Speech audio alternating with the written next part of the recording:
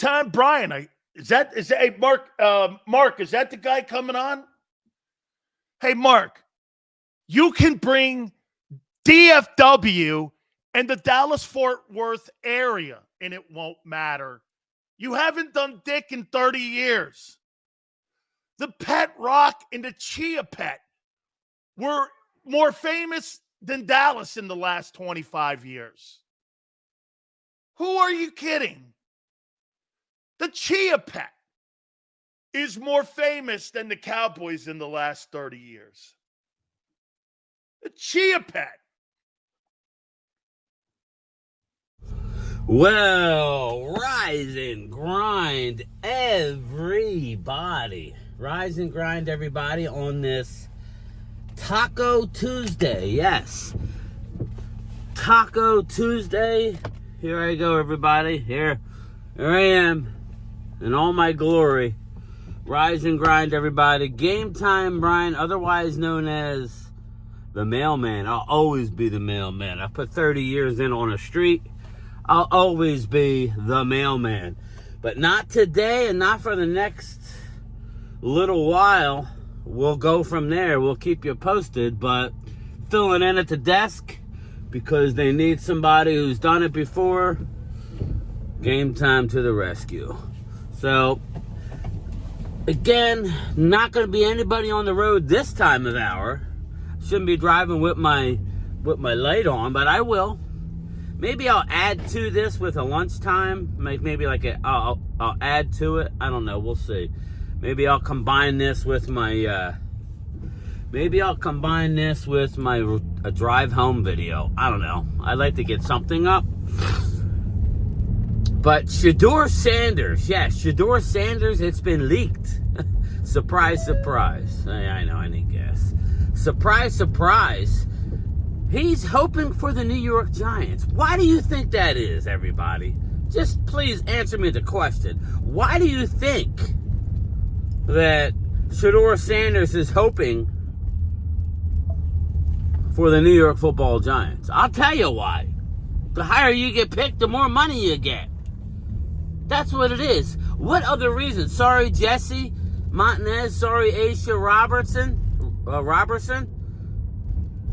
I apologize, but your team is a dumpster fire right now.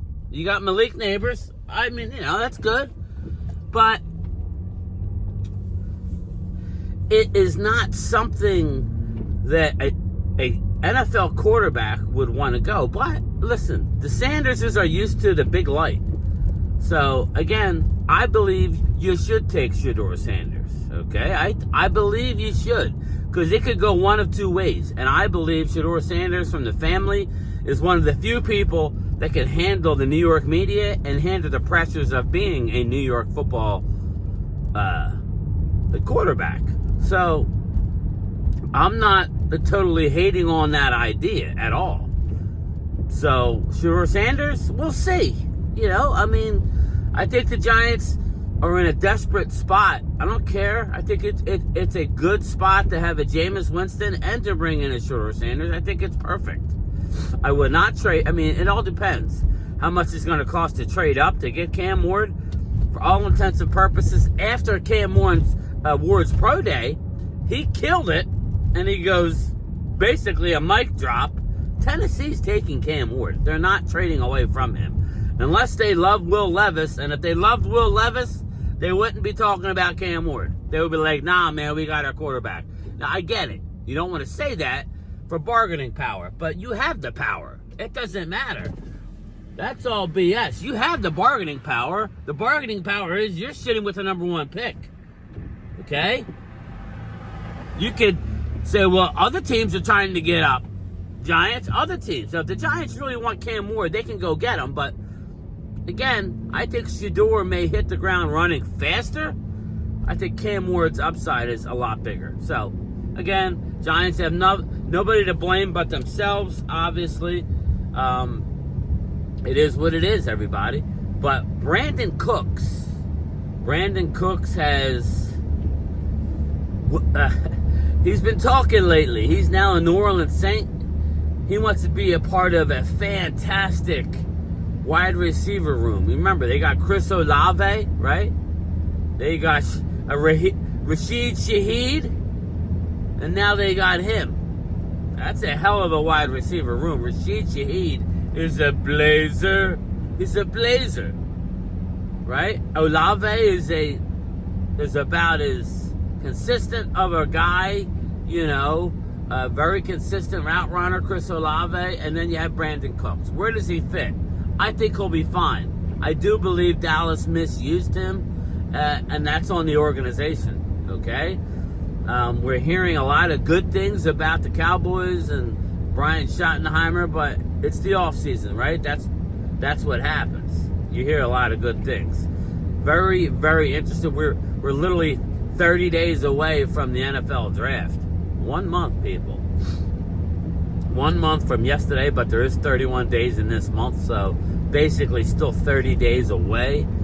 Today's the 25th. April 24th is the draft. We will be streaming during the draft, and we will be there for everything. We hope that we can talk about a good pick that everybody's happy with, but this year's draft, I don't think that's going to be the case.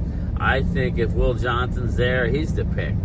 If Will Johnson's gone, it's going to be Mykel Williams. If Mykel Williams is gone, maybe they'll take a wide receiver. If jeanty's there, that would be a great deal for the fans. I think Dallas will be throwing everybody a bone. Dallas takes jeanty. I think it'll get off the local meat. I think the local people will give him a break. But jeanty alone isn't going to get it done. But you take the best players. That's what happens. That's the idea. The idea is for you to take the best players. And Ashton Jeanty would be, but there's a few landmines in front of Dallas. I broke down the Jimmy Johnson trade chart last night, and we discussed what it would cost to move up to 4. Not too bad, but believe it or not, to try to get from 12 to 8 or 9 is rough because you need that 4th round draft pick. You would have to give up your 3rd round pick to move up. You would overpay. You would definitely overpay, but because you don't have a 4th,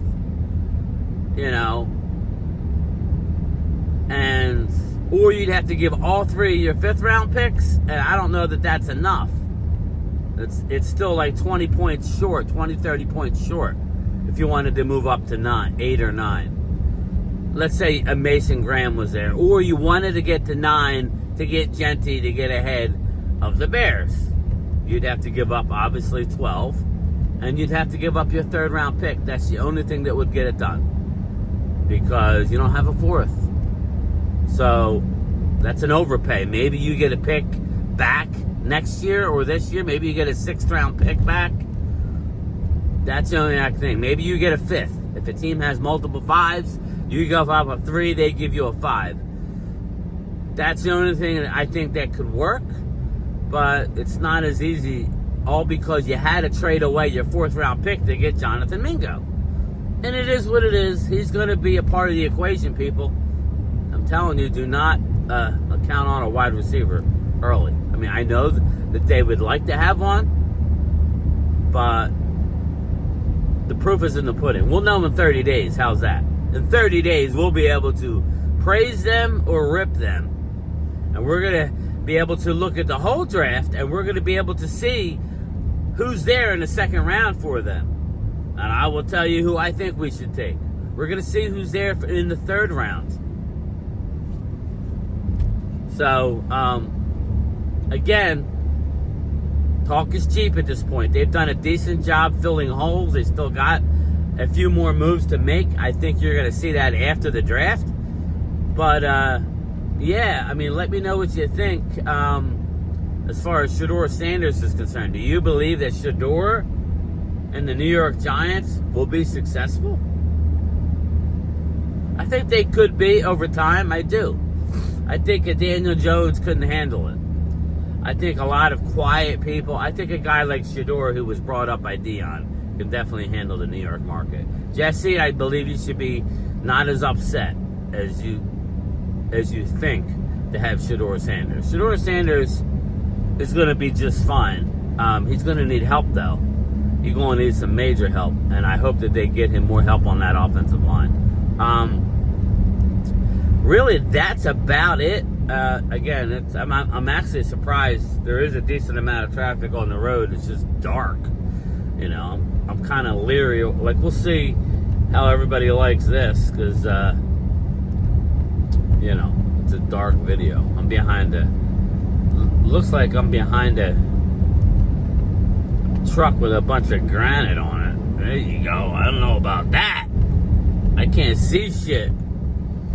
But, yeah, I mean, just doing that Jimmy Johnson trade chart last night, it was kind of frustrating that fourth round pick and the value that you could get. You could do a 4 and a 5 type of deal, but now you're going to have to overpay if you want to move up. So, me, Randy McIntyre, and a couple of the guys, if Jeanty's not there, we want to move down. We want to try and move down. I think I'm going to use McMillan to move down. I know that might piss off some Cowboy fans, but I'm looking to move down to Seattle. I think we trade down to 18 with Seattle, and we get another pick from them. That would be great. And they're going to get Tet McMillan, and then we could fall in line and get Egbuka, Golden, whoever you want. I believe they'll both be there at 18, and if you want a guard, whatever. But that's the move. I would be on the phone with Seattle in the draft. I don't think there's no need to call them now. Maybe you call them and feel them out and say, hey, we're looking to move down. Obviously, if Jeanty's there, all bets are off. But, you know, I will be on the phone and talking to Seattle's GM, because 18's a sweet spot, and say, listen, you lost DK, all right? We need other spots. You don't have to get specific. You just say, you know, if McMillan is there, would you be willing, or if anybody else is there, would you be willing to trade down, or you trade up? I don't want to drop past 18, 19 the most, but 18 is a real cozy fit. You give me 18 and 52, Seattle has 52. You give me 18 and 52, they get Tet McMillan, we drop down, and we can get Egbuka or Golden or whoever it is that you want, and we get that extra second round pick. Yes, please. That's what we are looking for, people. That's what we're looking for. So, I hope my team is not afraid to do something like that. We haven't seen them trade down in the first round. Put in the comments, what was the last time that they traded down? I think that'll be the part of the thumbnail. Cowboys trade down to 18, I predict. Something, I don't know, we'll figure that out. But, you know, that's kind of what I believe they need to do. If Jeanty's there, fine. If Jeanty's gone and McMillan is there, I know some Cowboy fans are going to be upset. Please trade down. Sell him to Seattle. And let's ride, baby. Let's get that 52. Then we drop to 18. Let's just say we take a receiver. Whoever. Let's just say we take Egbuka. Let's just say Egbuka, because I think that's the best pick we could possibly take there. You take Egbuka at 18, then you got 44, 52, 76. Bam. Then I believe 120, and then whatever. But I'm here, everybody. I am at work. I will talk to everybody later. I'm going to try to do a lunchtime chat when I get home. So, again, stay tuned. If you guys want to be a part of the Zoom call, obviously, I'll put the link in the chat here. I am out, everybody. Game Time Brian, otherwise known as the Dark Mailman. The Dark Management Man. All right, talk to everybody. Late. 10 years ago, these markers weren't so purple, but now they're purple. Now they're really, really fucking purple. And it's alarming to me, and it's also enchanting to me to see the deep blue sea inside, this. Let's talk about buttered sausage. Talk about buttered sausage, where it comes from, what it does. Why is it doing what it's doing? Get it out of my face. Buttered sausage. It's not my jam. I don't buy jam. I buy honey, and I kiss it on the lips.